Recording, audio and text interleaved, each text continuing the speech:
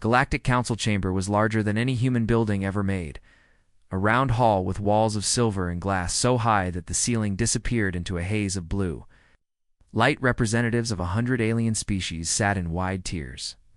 Their clothes shimmering in colors humans had no name, for some had scaled skin, some had feathers, some were nothing more than clouds of light in floating containment fields.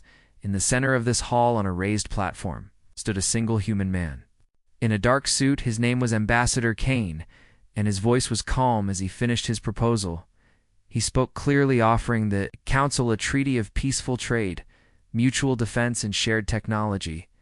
It was an offer carefully written by the finest minds on Earth, meant to open the way for trust between humanity and the oldest civilizations of the galaxy. For a moment, there was silence. Then the laughter began.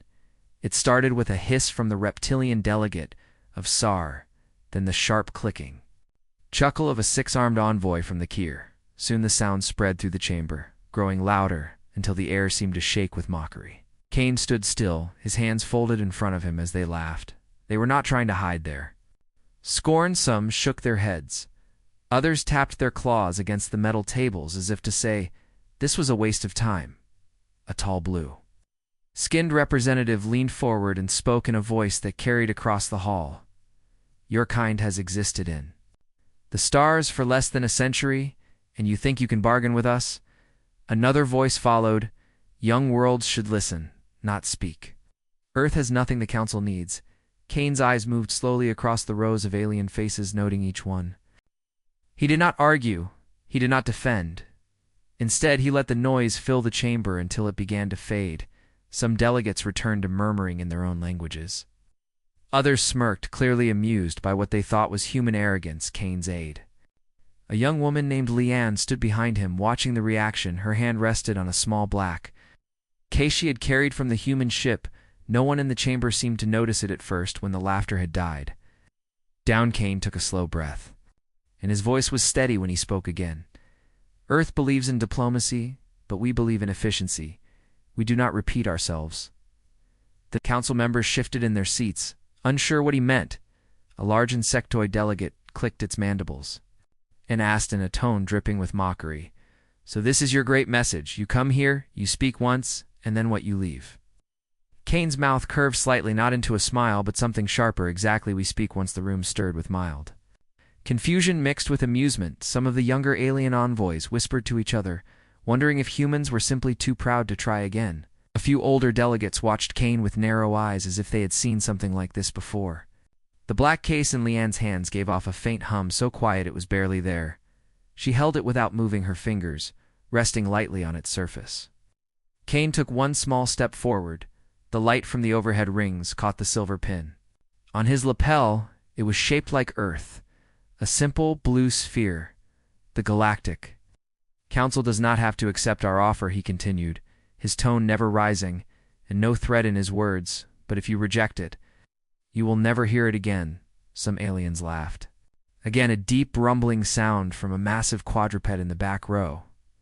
This is a joke, one said. Earth has no power to enforce such arrogance.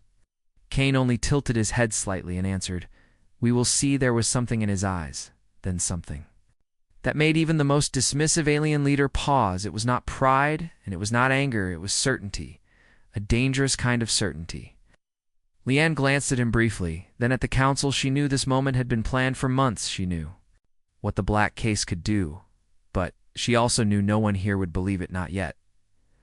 The chief speaker of the Council, an ancient being with skin like polished stone, leaned forward, his voice slow and heavy. Young world, said, if you think the galaxy will bend to you because of words, you are mistaken. Kane met his gaze without flinching and replied, we did not come here to bend the galaxy. We came here to speak once, and that is what we have done. Then, without asking permission, he stepped back. Leanne followed him, still holding the black case. The murmurs rose again, filling the air with confusion, disbelief, and quiet laughter. To most of them, the humans had just embarrassed themselves on the grandest stage in the galaxy, but a few in the crowd kept watching Kane as he walked away, their eyes narrowing with the first faint spark of unease. The chamber doors closed behind Kane with a deep metallic echo that rolled through the vast hallway outside the council floor. Alien diplomats still chuckled to themselves as they filed out speaking in dozens of languages, but the tone of their voices was sharp and amused, the kind of laughter meant to dismiss and erase what had just happened. Kane walked in silence, his polished shoes clicking on the black stone floor. Leanne followed 2 steps behind the small black case still in her hands, her expression calm, but her eyes scanning the shadows as if expecting trouble. Kane stopped by a wide balcony that overlooked the shining capital city of the galactic. Council towers of impossible design reached into the clouds, connected by glowing bridges and flying craft of every shape and size. The streets far below were alive with color and motion. But Kane was not looking at the beauty of the city. He was listening to the faint hum from the case. Leanne stepped closer, her voice low enough that no one else could hear. "They think you are bluffing." Kane nodded, his eyes still fixed on the horizon. "They always do," he replied. The hum from the case deepened just for a second, then faded again, almost like a heartbeat somewhere inside. Smooth. Surface. Kane glanced over his shoulder and saw several alien aides standing at a distance. Pretending to talk, but clearly watching them closely, he stepped away from the balcony, continued down the hall until they reached the docking platform, where the human diplomatic ship waited, its hull a sharp black shape against the glow of the city. The crew saluted as Kane boarded. Once inside, he moved straight to the command room, where a single communication console stood in the center. Leanne placed the case on the table beside it. Kane pressed his palm to the console, unlocking a secure channel. A faint chime sounded, and a voice spoke through the static.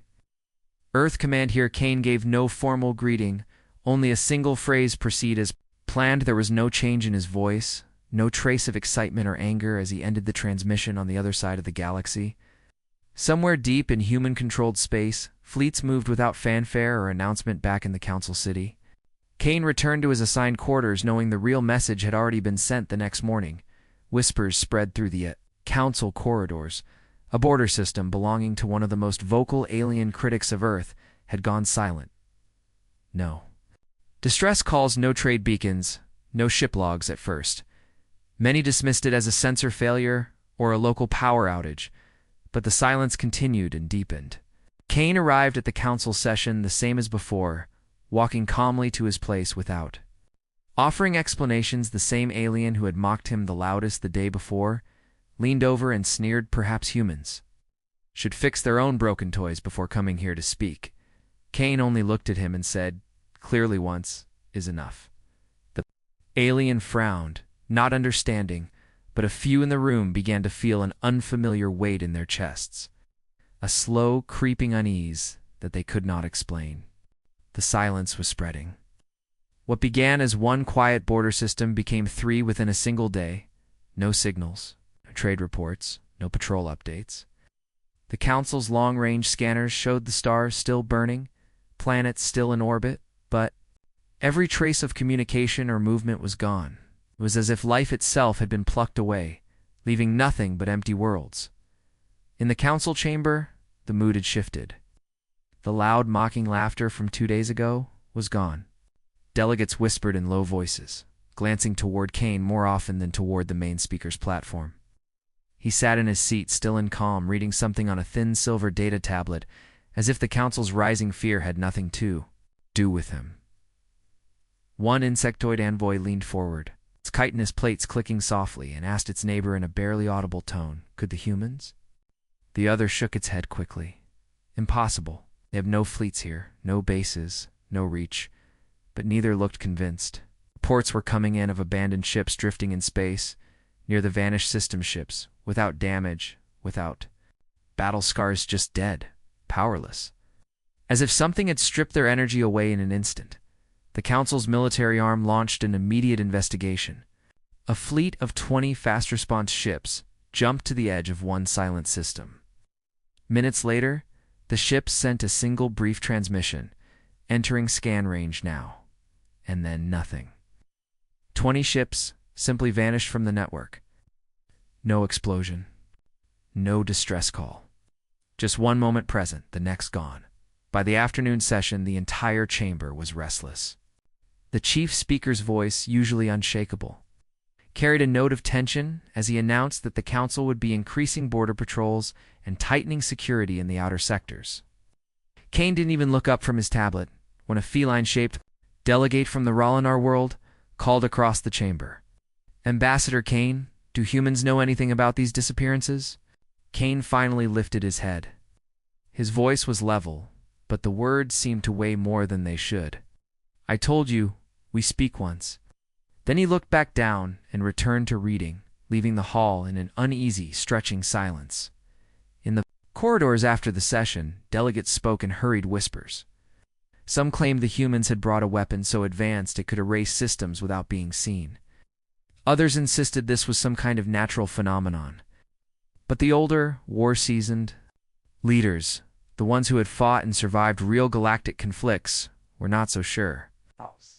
They had seen this kind of calm before. It was the kind that came from someone holding all the cards, someone who didn't need to shout to be heard.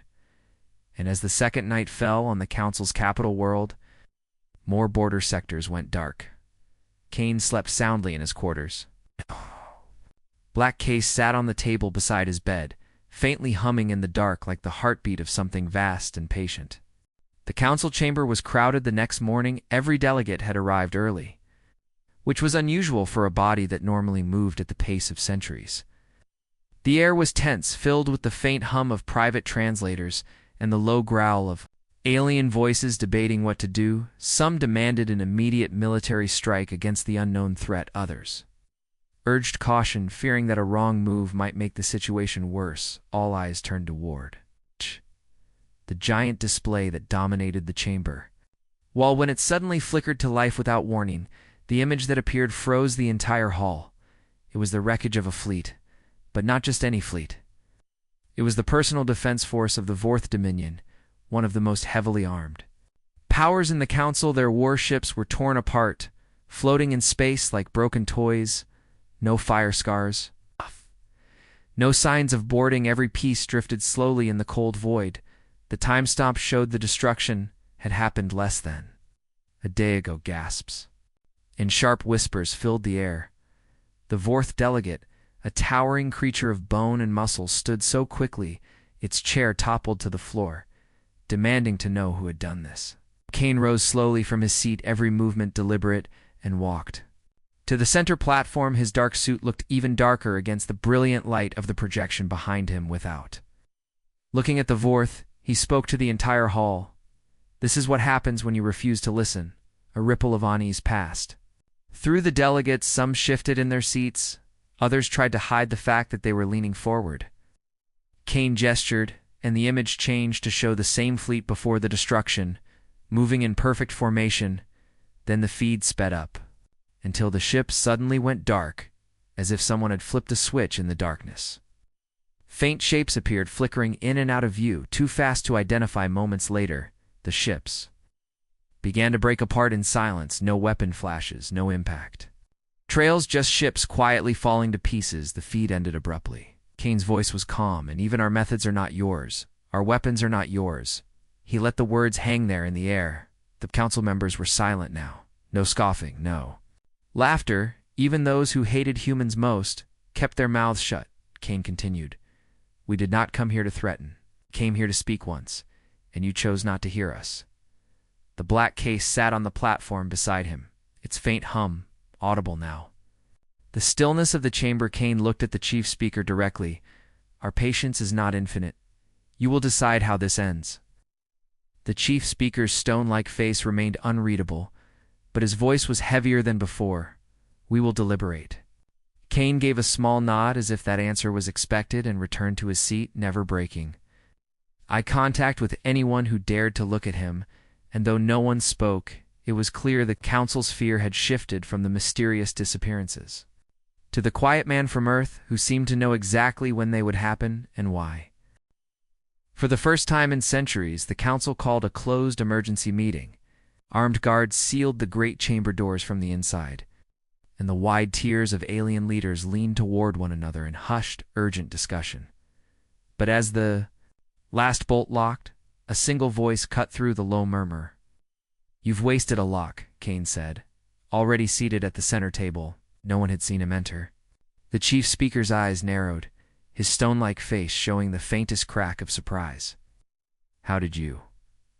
Kane raised a hand, stopping the question mid-breath. "You still don't understand," he said quietly. "You never controlled the room." His gaze moved slowly around the circle, meeting the eyes of each alien leader in turn. No one laughed now. The days of mockery were gone, replaced by a silence that felt heavier than the chamber walls. Reports lay scattered across the delegates' tables: intelligence briefings, system loss maps, fleet disappearance lists. Every hour, another sector fell dark. Some leaders argued in harsh whispers for retaliation. Others spoke of negotiating quickly, before it was too late. A few simply sat frozen, as though they had already decided survival was no longer guaranteed. From the far tier, the Vorth delegate slammed a clawed hand on the table. "We demand you stop this at once." Kane's eyes flicked toward him, and his tone was soft, but the words slid like a blade. "It stopped for you the moment you listened. The galaxy's ears are still closed." A ripple of unease moved through the chamber. Kane reached down and rested one hand on the black case at his side. Its faint hum carried in the stillness, like a living thing breathing.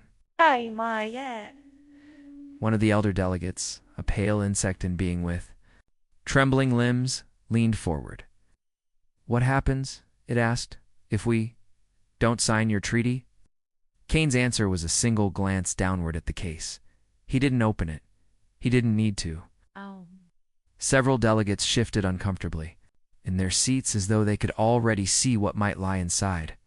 The chief speaker's voice was low, almost cautious now.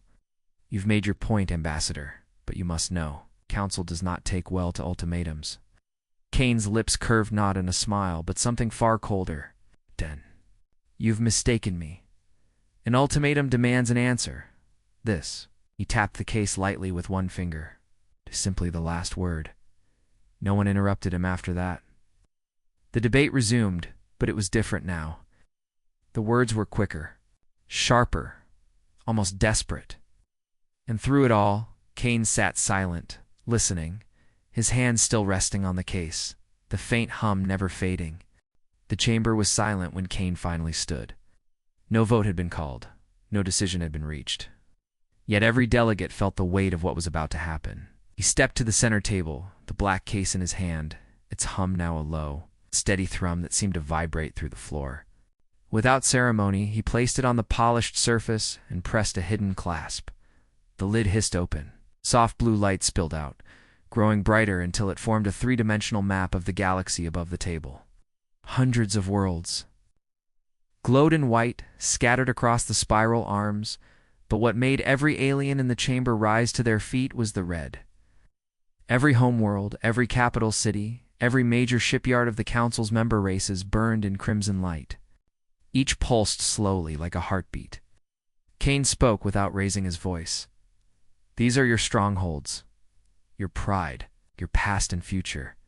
We have the means to reach them all." Instantly, his eyes swept the room. "We don't need fleets. We don't need warnings, and you'll never see us coming." A wave of alarm passed through the tiers.